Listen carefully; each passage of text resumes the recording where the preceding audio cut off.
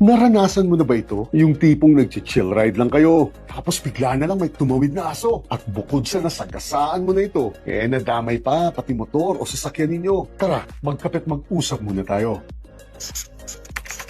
Dahil ang mananagot po sa sitwasyong ganito ay magdedepende sa aktwal na nangyari sa inyo. Dahil una, malinaw po ang ating civil code na ang mga nag-aalaga sa hayop ang may vicarious liability o ang mananagot sa lahat ng danyos na kagagawan ng alaga nito. At hindi po mawawala ang pananagutan nito kahit pa hindi nito sinasadyang makawala sa bahay, bakuran o sa pagkakatali nito. Dahil obligasyon po ng lahat ng nag-aalaga ng hayop na siguraduhin hindi nakakaabala sa ibang tao ang mga hayop na inaalagaan nito. Sa madaling salita po, kapag nakasagasa kayo ng isang nakawalang aso, pwede niyong habulin ang may-ari ng asong ito upang mapanagot ninyo ito sa danyos, sa sasakyan ninyo o sa sarili ninyo. Subalit, pangalawa, bago po ninyo gawin ito, siguraduhin niyo muna na naging responsable kayo sa pagmomotor o sa pagmamaneho at kumpleto po kayo sa dokumento. Dahil tandaan, kapag expired na po ang ating lisensya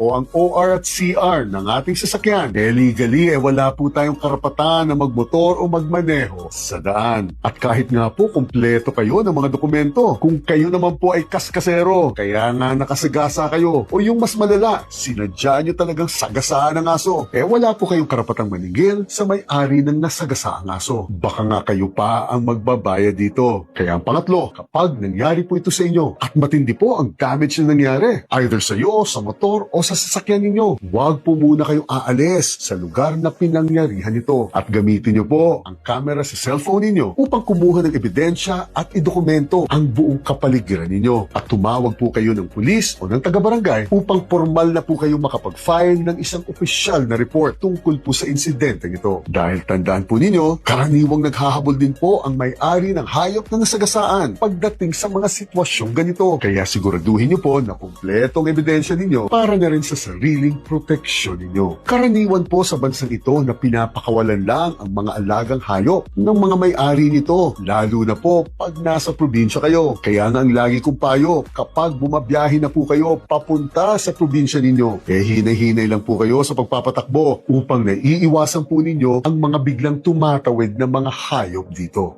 Gina.